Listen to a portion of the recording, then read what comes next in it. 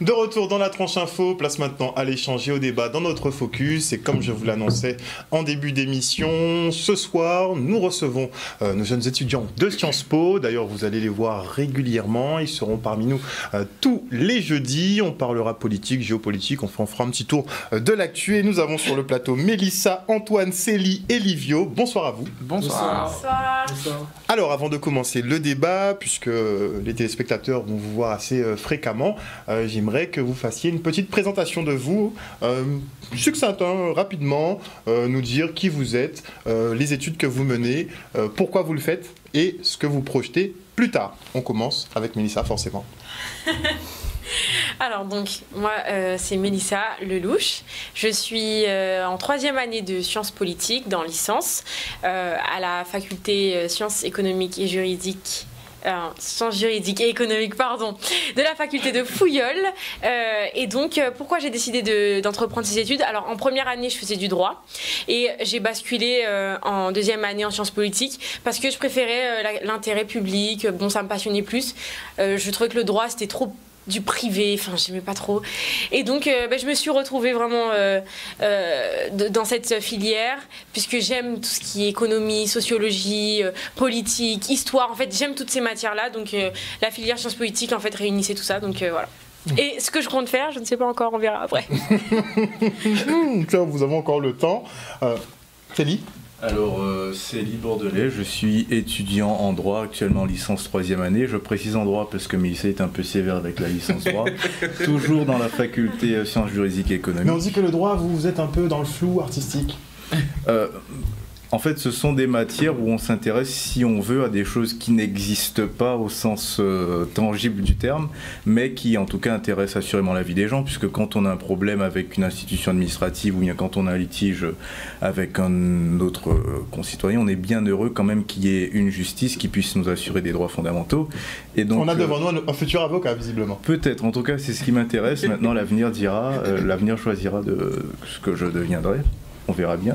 C'est toi qui choisis ce que tu dis. Mais en tout cas, oui, j'ai un intérêt particulier, comme pour Mélissa, pour toutes les questions qu'elle a soulevées. Et il n'est pas besoin d'être en sciences politiques forcément pour les apprécier. Et je crois que je suis bien entouré sur la question, puisque tout le monde aime ces questions-là, je crois, sociologique, histoire, etc. Antoine. Alors, moi, on suis Antoine, j'ai 21 ans et je suis dans la faculté sciences juridiques et économiques. Je fais des études, je suis en 3e année de sciences politiques et en fait ce qui m'intéresse vraiment, c'est l'étude de la sociologie, de la politique, aussi de l'histoire, mais surtout la politique pure, la politique... La politique politicienne? La politique politicienne, comme on dit. Parce que, évidemment, j'ai toujours été intéressé par le combat politique. Ça m'a toujours plu de l'analyser. Mais ça, c'est quelque chose, normalement, qui rebute les jeunes, la question politique. C'est vrai, mais bon, on va dire que chaque jeune est différent. Peut-être je suis assez différent des jeunes de mon âge. Mais moi, ça m'a toujours intéressé. Et du coup, j'ai décidé de faire ce choix, cette filière, m'intéresser à Max Weber, Pierre Bourdieu, et l'ensemble des analyses sociologiques et de la politique moderne et ancienne aussi. Le projet pour plus tard? Je ne sais pas encore, donc je suis assez dans le flou, mais j'espère avoir un travail qui sera en lien avec mes intérêts. Ça veut dire un travail qui rapporte un max. Livio. Alors moi c'est Livio Langré, étudiant en sciences politiques comme mes 2 collègues ici, à l'université de Fouilleul.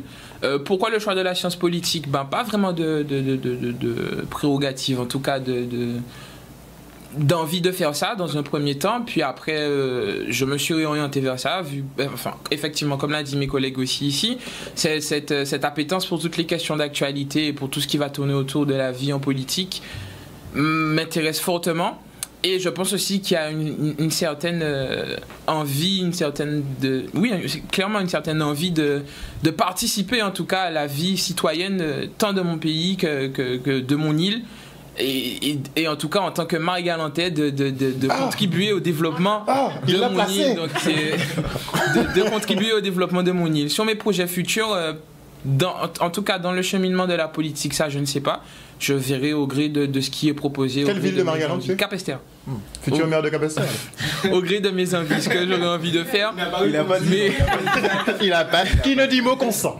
Mais sur le court terme, l'enseignement, parce que je pense qu'on a tous le devoir de restituer ce qu'on a eu. Et lorsqu'on a pu avoir la chance d'avoir des professeurs comme Monsieur Détouche à l'université, par exemple, je pense qu'il nous incombe la tâche de participer à cet effort de formation du futur intellectuel de la Guadeloupe et plus singulièrement de Marie-Galante. On essaiera dans une émission de faire une analyse justement sur, on va dire, la sphère intellectuelle guadeloupéenne. Oui. J'ai entendu parler de ça, ça m'a donné une petite idée. Alors, effectivement, sciences politiques, on s'intéresse beaucoup aux questions d'actualité. Et effectivement, dans cette émission, ce qu'on attend de vous, c'est d'avoir vos analyses, vos critiques un peu aussi sur tout ce qui se passe. Et pour débuter notre cycle d'émissions, j'aimerais qu'on se penche dans un premier temps sur le rapport entre les Antilles, enfin on peut élargir au DROMCOM, donc département, région, collectivité d'outre-mer, et la France hexagonale, donc le pouvoir un peu central, et surtout sous la présidence d'Emmanuel Macron. Donc on est sur 2 mandatures, il est bientôt au terme de ses 10 ans en tant que président de la République, et on va se pencher donc sur l'évolution un peu de nos relations avec Emmanuel Macron. Un début plutôt... Comment vous qualifiez l'entrée d'Emmanuel Macron dans le paysage politique français, et notamment vis-à-vis des Guadeloupéens? Alors, si je peux répondre, Emmanuel Macron, il arrive dans un paysage politique qui est très divisé, la gauche, la droite traditionnelle, dont les Français en ont marre. Ils sortent d'un mandat de François Hollande qui n'a pas convaincu, clairement pas, qui était un président de gauche, mais qui n'a pas vraiment mené une politique de gauche, qui n'a pas assez amené au DOM. Du coup, Emmanuel Macron, il arrive comme un sauveur, un renouveau qui aspire à changer la politique française. Il n'est pas de gauche, il n'est pas de droite, il est du centre. Et il veut transformer complètement le paysage politique français. Et c'est un peu comme, si je puis dire, comme un peu Donald Trump, dans l'esprit où il se met en avant sa politique. Son image aussi a une très grande importance puisqu'il est jeune, on se dit... un président marketing, c'est un des premiers présidents marketing qu'on On peut dire ça, un peu président marketing, un peu parti attrape-tout, bon, pour aller directement dans le vif du sujet, parce que c'est un président qui est beaucoup aimé par sa stature, son charisme, sa jeunesse, et qui marque beaucoup les esprits. Donc c'est un personnage qui est assez différent des anciens présidents plus âgés. Et du coup, ça change de ce qu'on a vu avant en France. Il incarnait le changement au départ. C'est ce qu'on peut dire. Alors pour la comparaison avec Donald Trump, dans cette mesure précise, ok. Bien que... Je pense qu'on ne s'attendait pas réellement à une politique macroniste. En fait, on ne savait pas. Il n'était pas connu sur le paysage politique, même s'il a été ministre de l'économie sous Hollande. Contrairement à Donald Trump, où on sait à quoi s'attendre, on connaît son ADN politique, lui, on ne savait pas réellement. Et justement, par rapport à ce concept de parti attrape-tout, le but, c'est de réunir tous les abstentionnistes, tous ceux qui ont été, déçus voilà, par les politiques droite-gauche. Donc oui, le but, c'est vraiment de recréer, de rebalancer aussi les dés, de rejouer les cartes du jeu politique et de proposer voilà, de la nouveauté. Et je pense justement qu'il a été accueilli avec beaucoup d'espoir. Voilà, je pense que ça soit les dom-tom ou la France hexagonale, on s'est demandé, tentons, qu'est-ce que ça va donner? Donc voilà, je pense que ça a été comme ça. Résultat des courses? Trop vite.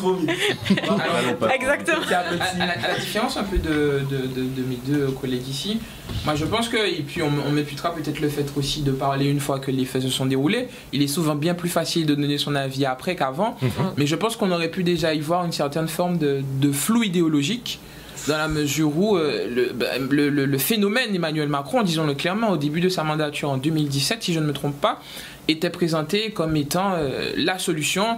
Cette nouveauté nous a un peu tous aveuglés. Mais derrière, lorsqu'on fait une analyse rétroactive de ce qu'est le parti d'Emmanuel Macron, on se rend compte vite que ce parti ne suit aucun des schémas traditionnels dans la mesure où il se construit autour d'Emmanuel Macron et non Emmanuel Macron qui se construit autour de son parti. Donc on aurait pu déjà se poser la question de si finalement ce parti politique et ce président et ce candidat n'allait pas en tout cas contraindre l'exercice politique à une personnification accentuée.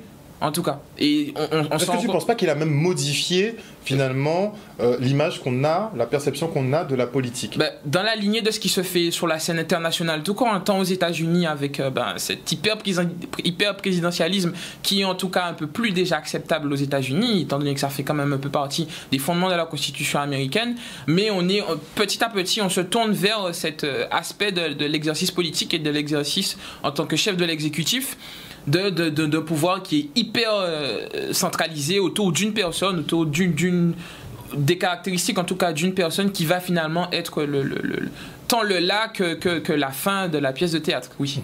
C'est dit. Alors oui, un mot, on a parlé tout à l'heure de Donald Trump, je pense que c'est une comparaison intéressante dans la mesure où les deux ont été investis à peu près dans le même temps. Trump c'était en fin 2016 et Emmanuel Macron début 2017. C'est intéressant dans la mesure où, avant leur élection respective, personne n'aurait misé une pesette sur l'un d'entre eux et qu'on n'avait jamais imaginé que ou l'un ou l'autre deviendrait président de la République. Rappelons quand même la condescendance avec laquelle Hillary Clinton pensait gagner haut la main et aussi que, par exemple, François Fillon était donné grand vainqueur jusqu'à ce qu'on découvre que sa femme ne travaillait pas mais qu'elle était payée quand même. Enfin, mais Emmanuel Macron, en 2017, arrive au pouvoir dans une situation où François Hollande est particulièrement impopulaire et où lui l'est particulièrement puisque les présidents nouvellement élus disposent d'une sorte d'aura, d'une auréole qui leur tombe dessus mais qui en général ne dure pas longtemps et qui, c'était en même temps, pour parler de la question des Outre-mer, en même temps, si j'ai bonne souvenance, des événements en Guyane où il y avait des sortes de révoltes sur justement des questions qui nous intéressent maintenant, sur le coût de la vie et sur la situation sociale dans les Outre-mer. Dans le même temps, il y avait aussi des ouragans Irma et Maria qui secouaient à la fois la Guadeloupe. Je crois que c'est la seule fois qu'il est venu en visite sous nos latitudes, puisqu'il est passé... Formellement, il me semble, oui, mais oui, tout à fait. Et il est revenu, mais pas dans les mêmes conditions. Pas dans les mêmes conditions. Et il a montré à ce moment-là une certaine hyperactivité où il disait qu'il allait agir, etc. Donc, du point de vue des Outre-mer, ça présageait, semblait-il, quelque chose de bon. Et tout le monde, avant son investiture, et quand il l'a été, je crois, relativement... avait beaucoup d'espoir à son égard. Je faisais partie de cela, mais on était tous jeunes et fougueux à cette époque-là. Maintenant, la vie a changé, mais on en parlera après. Et en tout cas, Emmanuel Macron, oui, disposait assurément de certaines aura et faisait prévaloir un espoir certain. Excuse-moi. Oui, nous étions jeunes et fous. Alors. Et en quoi, effectivement, à quel moment, pour vous, c'est quoi le moment de bascule? Le moment où le rideau tombe et on se rend compte, effectivement, que Emmanuel Macron ne sera pas nécessairement le sauveur des Outre-mer. Alors, à la décharge d'Emmanuel Macron, ça doit être l'un des présidents qui a connu le plus de catastrophes entre guillemets naturelles et de tensions sociales. On peut nommer le ou la Covid-19, les différentes crises sociales qu'il y a eu, qui règnent encore aujourd'hui, les différentes tempêtes et ouragans qui ont ravagé le bassin caribéen, la guerre en Ukraine, le conflit israélo-palestinien. Donc en somme, Emmanuel Macron... on peut lui imputer quand même le fait qu'il soit l'un des présidents qui a été, avec François Hollande, les plus malmenés. C'était pas un exercice, en tout cas sur ces deux mandatures, qui étaient des plus aisés, tant le contexte économique et social, au sortir du Covid-19 quand même, qui a plombé toute l'économie mondiale, était compliqué. Maintenant, là où on peut émettre une critique sur Emmanuel Macron et ses deux mandatures, ces gestions de crise, justement, on reconnaît les grands leaders quelque part à la manière dont ils gèrent leur crise. Je le concède totalement qu'il a fallu faire un choix durant la pandémie de l'économie ou du social. Le choix de l'économie a été fait. Ce choix de l'économie, on peut le nuancer aujourd'hui quand on se rend compte que le gouvernement français est déficitaire de plusieurs millions d'euros. Donc à se poser la question... Milliards d'euros. Donc on peut se poser la question de si ce choix a été bénéfique ou pas, et s'il a été bien pris ou pas. On peut aussi regarder la mouvance au niveau des différents des personnages politiques qui ont composé le gouvernement d'Emmanuel Macron, avec plus de, je crois, 5 ou 6 premiers ministres. Exact. Et donc on n'a jamais eu autant de mouvements.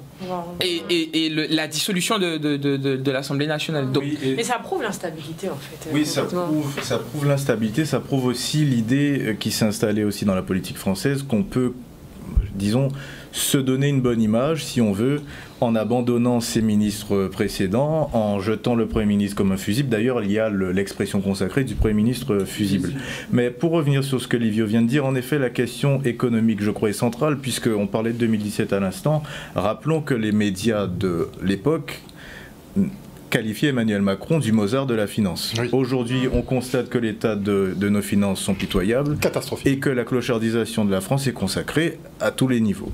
Je pense que de ce point de vue-là, il n'y a pas lieu de considérer qu'on a été bon dans notre analyse préalable, puisqu'Emmanuel Macron n'était pas le Mozart de la finance. Il ne l'a pas été depuis 2017. Il ne l'est pas davantage aujourd'hui, maintenant qu'il n'a plus les rênes. Il laisse, si on veut, la patate chaude d'un gouvernement qui n'est pas celui qu'il a voulu formellement et qui n'est pas un gouvernement de son parti, mais maintenant c'est aux autres d'assumer son impéritie et son incapacité politique et de la gestion économique. Sur la question de savoir à quel moment il est vraiment devenu, on s'est rendu compte qu'il était incapable, ou à tout le moins qu'il y avait une tension entre lui et les Outre-mer, je ne saurais pas donner d'événements précis, mais je dirais que c'est plutôt au moment où on s'est aperçu de qui était Emmanuel Macron, à savoir un personnage qui se présente quand même comme relativement méprisant et qui n'est pas tout à fait au fait des problématiques sociales et économiques qui intéressent vraiment les gens. Donc il n'a pas été à la hauteur de la gestion de crise, par exemple, dans les autres Certainement pas, mais Livio le disait à l'instant, c'est à la capacité de faire face au vent qu'on reconnaît les grands leaders. Si on dit, pour le défendre, oui, mais les crises étaient importantes, alors il n'avait rien à faire comme chef d'État.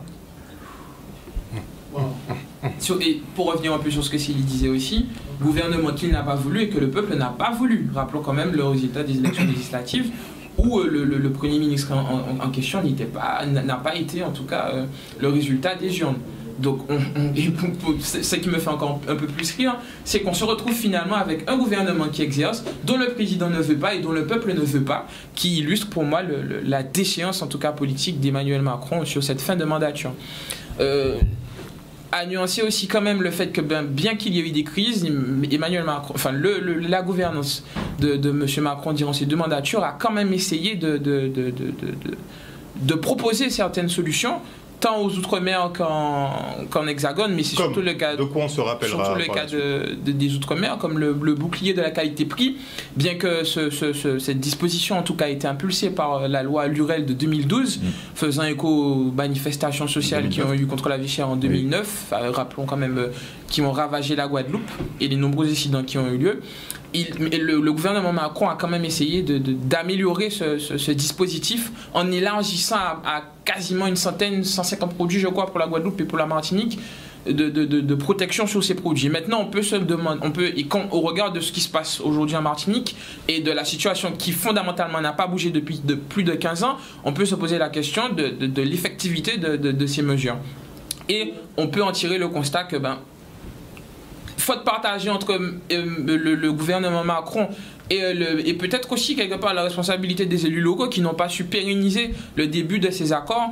En tout cas, les mesures n'ont pas été effectives et aujourd'hui on se retrouve dans une conjoncture tant sociale économique à feu de poudre où le Guadeloupéen et le Français est saigné à blanc dans son portefeuille, et avec un climat social qui ne permet pas en tout cas de présager une solution qui sera plus pérenne dans le futur, ou en tout cas qui pourrait ne pas sous-tendre à un choix des extrêmes aux prochaines élections. Mais tu ne notes pas d'affection particulière d'Emmanuel Macron pour les territoires ultramarins?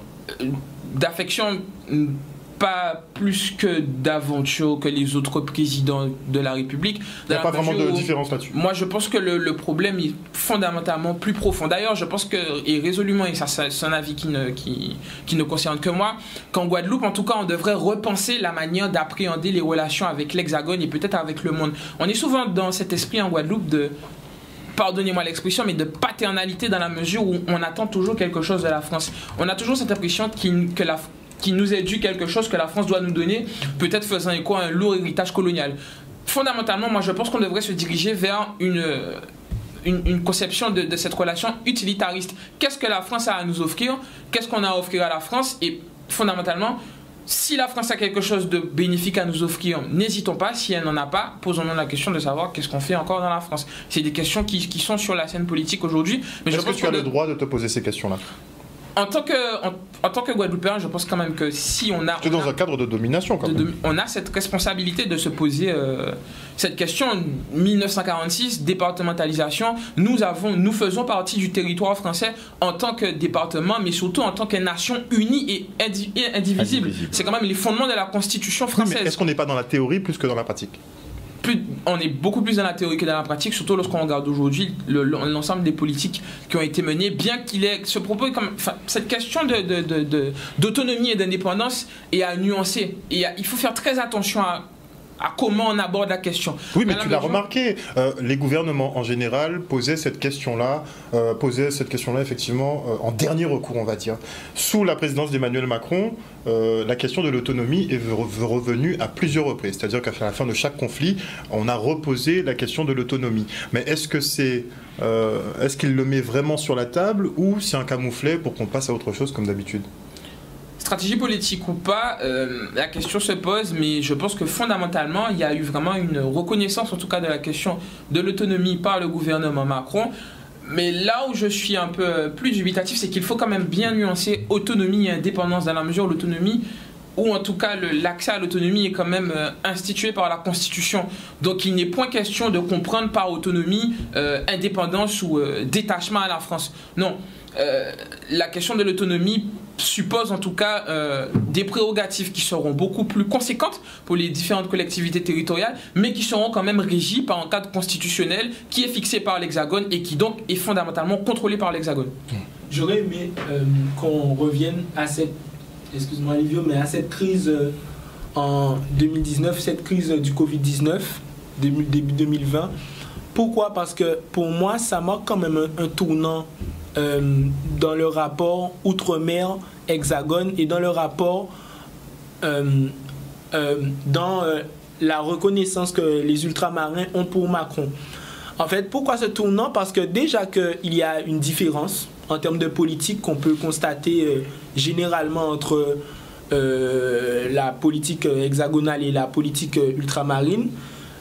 Cette crise du Covid-19, elle a amplifié tout ça. Elle a amplifié tous ces phénomènes. Pourquoi? Parce que il y a eu une montée des contestations et des revendications, notamment en Guadeloupe, mais qu'on peut constater par on peut l'expliquer par une méfiance déjà des ultramarins qui ont une certaine méfiance envers la politique hexagonale. Donc déjà, si ces ultramarins ne font pas confiance à la base à la politique de Macron, ils ont encore plus perdu confiance lorsqu'on leur a dit qu'il fallait qu'ils se vaccinent. Comment ils auraient pu accepter cela d'une certaine façon? On peut se poser la question, je ne prends pas d'avis sur le sujet, mais j'essaie de mettre en perspective pour dire que ça a accentué ce conflit. Parce que déjà qu'en Hexagone, certaines personnes, ils avaient peur qu'on leur disait deuxième dose, troisième dose. Alors en Guadeloupe, où il y a déjà une confiance qui est assez faible, assez fragile, on peut se dire que finalement ça n'a pas aidé à la politique de Macron, cette crise du Covid-19. Et on a eu la crise au niveau de la population, mais on a aussi eu des départs effectivement de son parti à ce moment-là. On note Olivier Servat qui a marqué une scission à un moment effectivement avec le parti présidentiel. Votre avis là-dessus? Sur la question du Covid, je pense que la vie, je le redonne de manière générale, autant au sens des Outre-mer et tout particulièrement de la Guadeloupe, où il y a eu, comme on le sait, des manifestations sociales sur la question notamment des employés, des fonctionnaires socio-médicaux, sur la question de l'obligation vaccinale. J'aurais dit qu'en règle générale, le gouvernement d'Emmanuel Macron, sur la question du Covid, a montré là encore une impéritie et une incompétence totale. Parce que d'abord sur la question de la prévention avant le Covid, on nous a dit, on se rappelle quand même de la ministre de la Santé de l'époque, Agnès Buzyn, qui disait on a mis des affiches dans les aéroports. Je ne savais pas que les affiches empêchaient la contamination. Mais plus généralement, sur la question vaccinale, on se rappelle quand même, et je pense que personne ne devrait oublier cela, que Emmanuel Macron a dit qu'il aimerait bien emmerder ceux qui ne sont pas vaccinés. C'est mal passé. C'est mal passé, et à juste titre, d'abord parce qu'un président de la République ne devrait pas parler comme ça, et puis ensuite parce qu'il a été élu par ce même peuple qu'il a décidé d'emmerder quelques années après. Il y a là une question qui relève du manque de respect et qui indique plus généralement l'état d'esprit du président de la République qui a, si vous voulez, l'idée qu'il est capable de tout dans la mesure où la Constitution le lui permet et que dès lors qu'il est capable, il devrait pouvoir faire. Plus généralement, la crise du Covid, et c'est reconnu, je pense, par tous les acteurs, a été très mal gérée. Sur le moment, on lui jetait, si vous voulez, des fleurs, mais rétroactivement, il faut bien reconnaître qu'il y a eu une incompétence à tous les niveaux, et je crois, et ça a déjà commencé, puisqu'il y a eu des commissions parlementaires sur la question, il y a des gens qui vont assurément payer le prix de leurs actes. Et il y a des responsabilités qui seront mises en question dans tous les cas, bon, ça, on laisse le temps passer, puisque ça va arriver... le temps fera son travail. Le temps fera son œuvre dans tous les cas. Donc, un rapport qui s'est complexifié pendant la crise Covid. On en est sorti. On a encore de nouvelles crises sur le feu, à savoir la crise en Nouvelle-Calédonie. J'aimerais avoir votre perception là-dessus, sur la gestion de cette crise et mise en comparatif avec peut-être des contestations ici aux Antilles. Bon, c'est pas tout à fait le même cadre, mais est-ce qu'on peut comparer les deux ou ça n'a rien de semblable? On peut comparer les deux parce que, bon, ces territoires, ils ont des expériences assez différentes, hein, mais assez similaires. La Nouvelle-Calédonie et les Antilles françaises, on peut dire que ce sont des territoires historiquement colonisés par l'État français. Et cette colonisation, elle a déjà transformé les populations locales qui y vivaient, mais différemment. En Guadeloupe, on va dire qu'on est devenu un département assez vite et qu'on a subi cette colonisation il y a bien plus longtemps que la Nouvelle-Calédonie. Là où la Nouvelle-Calédonie, le territoire est plus communautariste, si je puis dire, où les populations sont encore plus fragmentées, plus entre elles qu'en Guadeloupe, où la culture est encore plus ancrée dans la terre, encore plus ancrée dans le territoire, ce qui fait que ce qu'ils ressentent, ce qu'ils ressentent, nous en Guadeloupe, on le ressent moins qu'eux. Ça veut dire que nous, on a encore cette chose de se dire LKP, la Guadeloupe, c'est en nous, mais eux, c'est vraiment plus profond puisque c'est une histoire plus récente et qui est une blessure qui n'est pas encore guérie d'un point de vue. Donc, cette crise qu'ont vécu les Kanaks, elle est fondamentale, elle est majeure et elle dit beaucoup sur la politique que mène l'État français dans les territoires d'outre-mer. En fait, cette politique qu'il mène, elle peut se questionner dans le sens où on se dit que finalement, cette volonté d'élargir le corps électoral, elle est très grave puisque à la base, c'est un accord qui a été conclu. Un accord qui a été conclu. Et cet accord, c'est tu m'as colonisé, je ne suis pas content, tu m'as colonisé, mais j'accepte.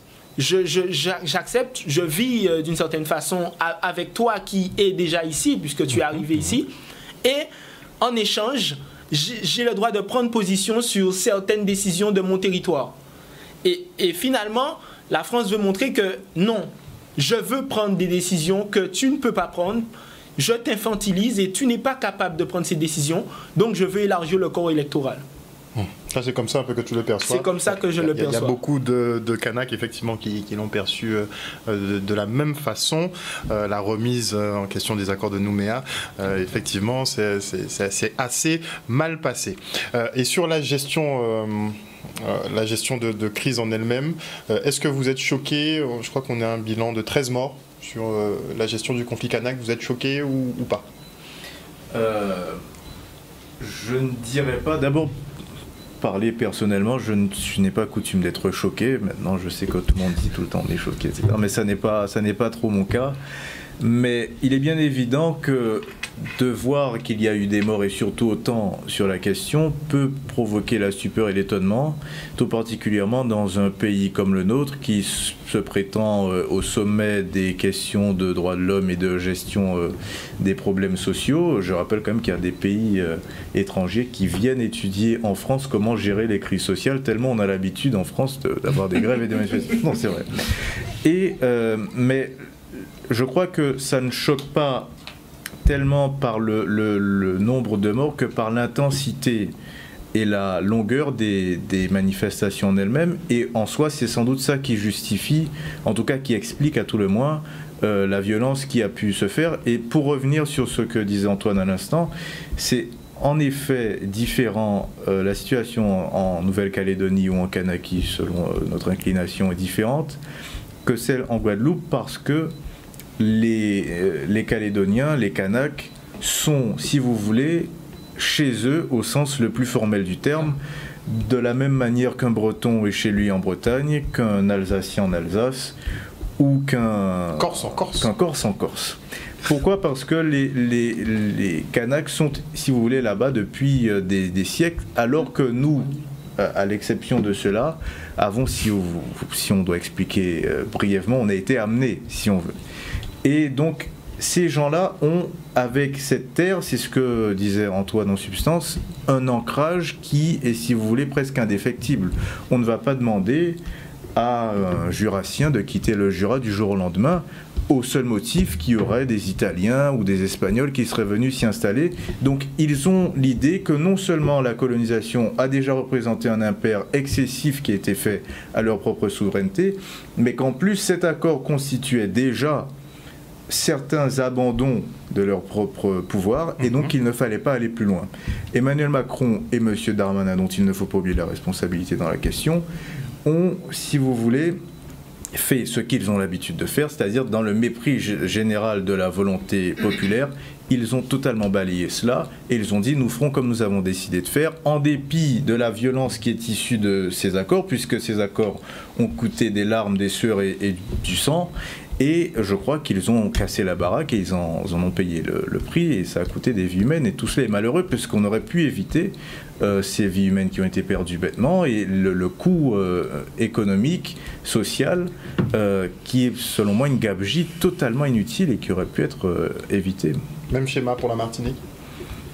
La question est plus complexe puisque les affaires économiques Martinique, c'est à peu près la même chose que chez nous, mais si vous voulez, c'est davantage des questions de concurrence économique qui ne sont pas...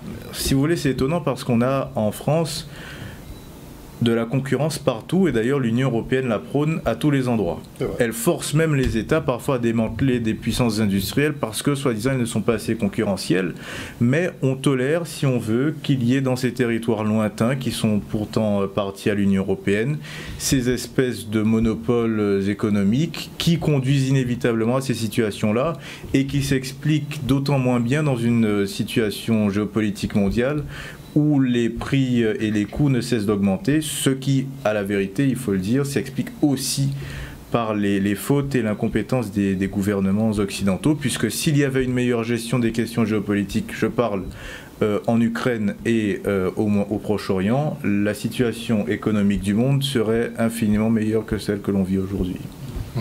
Et pour rejoindre un peu ce que Sidi disait sur la question économique, je pense aussi que la spécificité de la Guadeloupe et de la Martinique, pour faire un peu le focus sur notre zone à nous, en tout cas sur notre espace régional à nous, c'est ce fort assentiment colonial qui ne peut pas ne pas rejaillir dès qu'une question en tout cas sociale se pose. Et pour le cas de la Martinique et de la Guadeloupe, sur la question de la vie chère, bien que cette question puisse en tout cas engendrer dans une première mesure un aspect purement économique, on ne peut s'empêcher de constater que dans une seconde mesure, il y a de forts assentiments et une forte consonance coloniale, entre guillemets, derrière cette question, où on peut même se poser la question, et c'est un fait, que le système gouvernemental français, en tout cas, dans sa manière de régir les Outre-mer, fonctionne encore selon des structures coloniales. L'octroi de mer, il faut le rappeler, est une taxe qui trouve son origine de la colonisation, d'un système esclavagiste. Donc on peut se poser la question de si finalement cette départementalisation qu'a tant voulu Aimé Césaire en 1946, rappelons quand même que le projet de loi de départementalisation, on le doit à notre éminent homme politique martiniquais Aimé Césaire, si elle est encore effective ou si elle répond en tout cas à toutes les aspirations qu'a souhaité Aimé Césaire, tant la fonctionnalité de ces institutions et de ce modèle qui était censé se calquer sur les Outre-mer a fonctionné ou pas. On se rend compte qu'aujourd'hui, on fonctionne encore selon des structures et des institutions qui résonnent encore avec des logiques esclavagistes qui ne correspondent pas aux besoins tant de la Martinique que de la Guadeloupe, que des autres territoires d'outre-mer. Donc Emmanuel Macron est dans la lignée des autres présidents à ce niveau-là. Oui, parce que de toutes les manières, c'est la lignée historique du gouvernement français. C'est là de droite ou de gauche. Tout gouvernement confondu, c'est là. Et je pense que la question, au-delà de la question simplement de la déchéance, en tout cas, d'Emmanuel Macron, parce que c'est ce qui est dans notre temporalité la plus proche, étant donné que on va devoir aller aux urnes bientôt.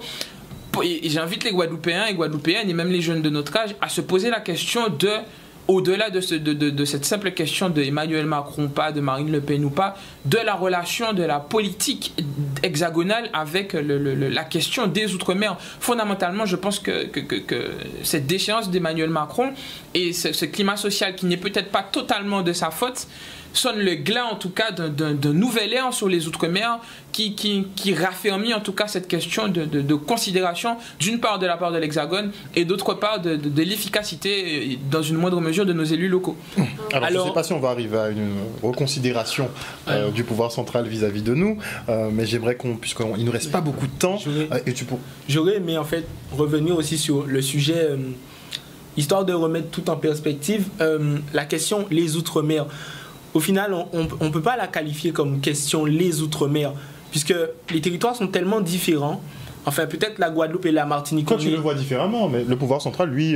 Oui, c'est ce que j'essaie de dire, mais moi, j'essaie de justement faire en sorte de changer les choses. C'est pour ça que je fais des études en sciences politiques.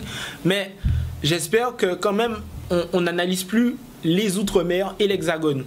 J'espère qu'on analyse la Guadeloupe, qu'on analyse la Martinique, qu'on analyse la Polynésie, et tous les territoires de différenciation. Est-ce que tu as senti que le gouvernement a mis un accent sur une différenciation de tous nos territoires? Non, ça n'a pas été fait, mais pas que sous Macron, ça n'a jamais été fait.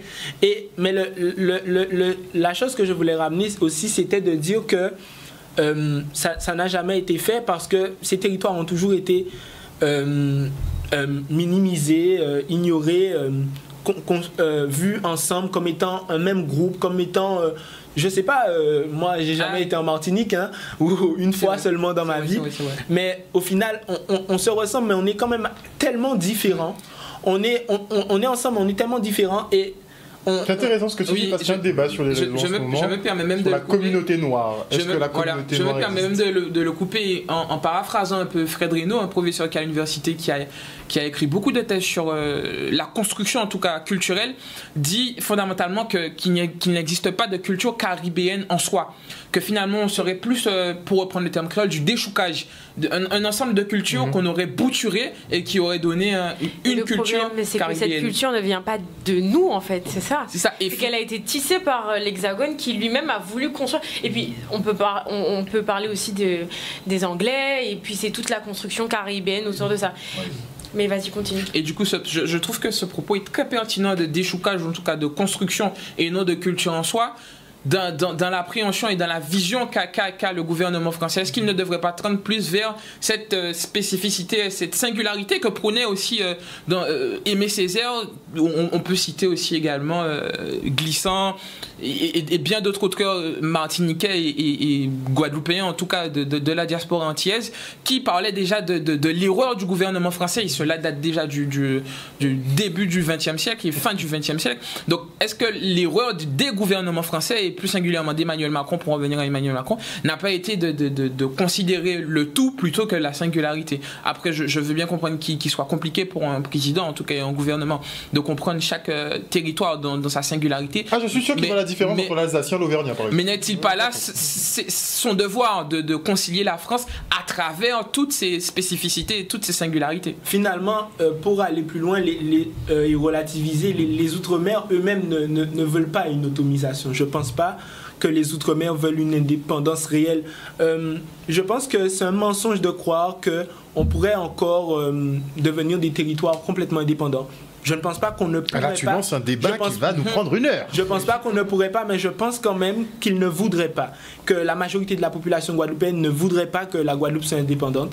Et je pense que ça, c'est un autre sujet qui est intéressant, mais ça permet de comprendre aussi que les Outre-mer sont des territoires assez différents, mais qui veulent quand même assez ressembler à la France, le modèle français, qui veulent quand même assez faire pareil et qui n'ont plus cette volonté d'identité, de plus en plus avec les nouvelles générations qui arrivent. Hein. Bien sûr, on a tous un smartphone, on est tous sur Instagram, TikTok, et finalement, on est intéressé par la K-pop, on est intéressé par les mangas, on est intéressé par des choses qui ne viennent pas d'ici, et on est intéressé par...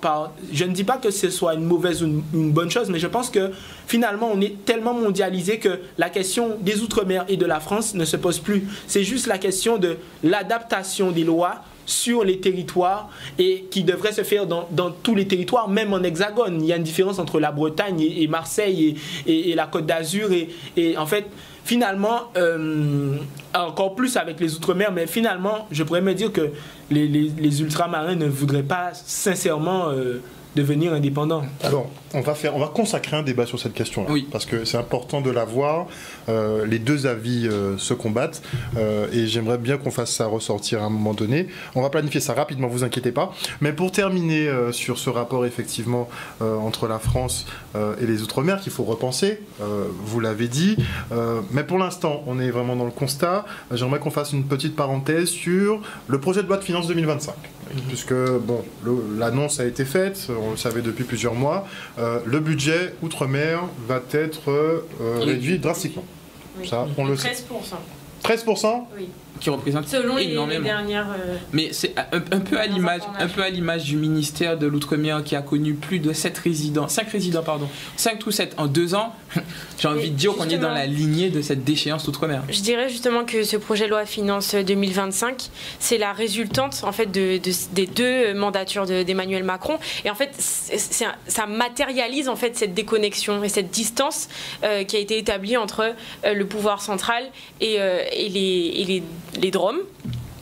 Et donc, en fait, moi je ne sais pas quoi penser de ça, parce que je me dis, ok, donc on décide de baisser les allocations. Tu te demandes comment ça s'est goupillé, ça, hein? Comment ça leur est venu à l'esprit? Oui, non, mais je me demande surtout comment on imagine justement ces territoires-là qui sont déjà dans des précarités, dans des conditions qui sont quand même pas celles qu'en France, faut le rappeler. Tout à l'heure, je regardais un journal, un article sur Mayotte et la question de la criminalité. Et ils ont une seule prison pour je ne sais combien et je crois qu'ils sont 5 par chambre, par cellule de 13 mètres carrés. Enfin, c'est quand même absurde. Mais voilà, là où je me pose la question, c'est que on décide de réduire le financement pour les Outre-mer, mais sur quoi on se base en fait? C'est-à-dire que comment on pourra compenser justement ce manquement? Donc, pour moi, c'est vraiment c'est irréfléchi en fait de la part du gouvernement. Alors que pourtant, c'est réfléchi. Hein. Oui. On sait qu'ils ont été c'est complètement absurde, vraiment. Et donc, forcément, moi, je pense que dans tout le contexte de l'Assemblée nationale, ça passera forcément en 49.3. Mais je trouve ça déplorable, vraiment. Voilà. C'est finalement se dire que, et peut-être très tristement, que l'outre-mer n'est peut-être plus, et légitimement pas, la préoccupation première du gouvernement. Parce que là, c'est une annonce officielle. Je pense que ce n'est pas tant... Finalement, c'est pas tant dans le fait de réduire le financement, mais c'est surtout de préparer le territoire pour accueillir ce manque de financement. Au moment même où il y a des tensions sociales en Martinique. Qu'est-ce que tu veux dire par là? Dans le sens où... comment dire? Préparer le territoire à ces baisses budgétaires. C'est-à-dire qu'on conditionne un petit peu les gens, justement, à passer en mode... Non, je ne parle pas d'un point de vue psychologique ou même en termes de politique, mais juste en termes d'économie, de social, de logement, etc. C'est-à-dire qu'on s'attend à ce à baisser les allocations, mais si on veut que ça soit viable dans le long terme, il faut au préalable, pouvoir préparer justement le terrain. Oui. Et on peut... Ça, c'est quand même être tout de même très optimiste sur l'intelligence, je crois, des politiciens qui nous dirigent. Et je crois que beaucoup de choses, manifestement, nous prouvent qu'ils ne sont pas si intelligents qu'ils semblent bien devoir le penser, ou en tout cas qu'ils n'essaient de nous le convaincre.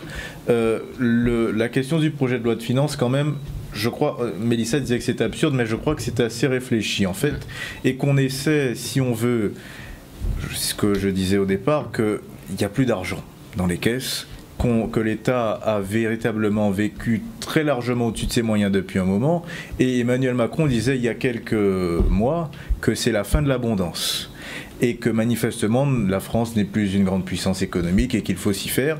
Et que nous sommes assurément les premiers à en pâtir, puisque déjà, alors qu'elle était encore une puissance économique, nous étions en retard par rapport aux autres. Il est bien évident que, vous parliez des Alsaciens, qu'on vit moins bien ici qu'en Alsace. Et donc il fallait faire des économies là où ça se verrait le moins, et il n'y a que 350 000 habitants. J'aime bien, là où ça se verrait le moins. En somme, on est 2 millions d'habitants dans les Outre-mer, et ça se voit moins de faire des économies là que d'en faire ailleurs, et le gouvernement a bien compris que... tant qu'à en faire, autant les faire là. Mais quand même ce choix en pleine crise de tous les côtés, c'est quand même... Oui, mais l'audace, c'est quand même ce qui a caractérisé, je crois, la politique d'Emmanuel Macron depuis un moment. Et je constate quand même, et peut-être je finirai là-dessus, que le budget de l'Assemblée nationale et du Sénat, eux, ont augmenté. Je constate aussi que le budget de l'armée a augmenté. Donc finalement, on peut se dire que ce sont des choix politiques qui peuvent plus qu'être remis en question, qui doivent être contestés par la population. J'invite à rien, mais je pense que c'est très grave. En fait, on est dans une ère très, très grave pour moi, parce que c'est dérangeant de voir il n'y a plus d'argent, ok? Mais pourquoi il n'y a plus d'argent? C'est la question qu'on devrait se poser. Pourquoi il n'y a plus d'argent? Alors, moi, j'ai pas la réponse à la question. Hein, je travaille pas. je suis pas politicien. Mais ce que je sais, c'est que c'est pas de la faute des Outre-mer s'il n'y a plus d'argent. Ce que je sais, puisque les Outre-mer n'ont jamais pu bénéficier d'une réelle compensation, rien que depuis la départementalisation. Donc finalement, faire subir ceux qui n'ont jamais profité de ceux qui ont subi, eh ben, on peut se remettre en question sur cela. Donc, on a cette PLF revue à la baisse. Je crois qu'on est sur un 400 millions qui vont sauter sur nos budgets. Dernièrement, vous avez vu que effectivement, les parlementaires étaient appelés à voter pour effectivement la partie recettes de cette PLF 2025. On sait que effectivement LFI a fait passer le NFP, ou leur parti, enfin leur collectif, a fait effectivement voter un certain nombre d'amendements, dont la TVA à 0% pour les Outre-mer. Ça sautait. Un autre signal selon vous? Comment vous prenez cela? Mais en fait, ça, c'est plus le fait de combat politique. Hein. Ce qui me dérange avec... Combat politique, puisqu'on a une alliance LIOT. On a la LIOT, oui. On sait qui est dans la LIOT. On a le parti présidentiel et le Rassemblement national, donc, qui ont fait front commun pour voter contre ces amendements. Donc c'est vraiment une affaire politique, selon toi? Oui, selon moi. Pourquoi? Parce que au final, que ce soit une idée d'extrême droite ou une idée d'extrême gauche, pour aller en faveur d'une politique sociale pour les Outre-mer, on devrait tous se mettre d'accord pour dire oui, on veut que cette mesure soit appliquée. Mais finalement, les politiciens n'arrivent jamais à se mettre d'accord, parce que si c'est lui qui a dit ça, je peux pas dire accepter, voter pour et après dire c'est grâce à lui, c'est grâce à Bardé là si en Guadeloupe il y a de l'eau. Non, finalement on va finir par se battre l'un contre l'autre et à dire non, moi même je si veux on pas. est d'accord. Même si on est d'accord, non, je vais pas voter pour parce que ça me dérangerait fortement que ce soit grâce à lui qu'il y ait ça en Guadeloupe. Donc finalement, à cause de blocage sur blocage, rien ne se passe, rien n'avance. Donc j'invite les politiciens à réfléchir et à se remettre en question sur les décisions qu'ils prennent. Quand on est d'accord sur une position, quand on est d'accord sur une décision, quand on est d'accord sur quelque chose qu'on veut mettre en place, il serait temps de se mettre d'accord et d'avancer et de se dire ok, c'est lui qui a dit ça, je ne suis pas d'accord avec lui, mais je peux accepter que même s'il a dit ça et que je ne suis pas d'accord avec lui, je suis d'accord avec lui sur ce sujet. Tu t'attends plus sur le message que le messager. Voilà. La politique, c'est beaucoup de cloisonnement. Oui, mais en fait, c'est en pensant comme ça qu'on n'avance pas. Initialement, on dit que la politique, voilà, c'est la promotion de l'intérêt général, mais en fait, on se retrouve aujourd'hui que par les contraintes du jeu politique, ce sont les intérêts particuliers qui sont mis en avant en fait, pour aussi aspirer à une continuité en fait dans les stratégies politiques. 6 stratégies politiques. Et moi j'ai même comment ? Oui, vas-y. J'ai même du coup la question que je me demande pour ouvrir et pour clôturer cette discussion, cet échange, c'est qu'en sera-t-il du prochain président ? Quelle politique il ou elle bon, plutôt il, du coup, maintenant. Si elle n'est pas rendue inéligible. Mais il se pourrait qu'il concentre tous les efforts sur Bardella. Parce que vous avez vu la réaction de Darmanin, de Mélenchon. Enfin, on voit que toute la classe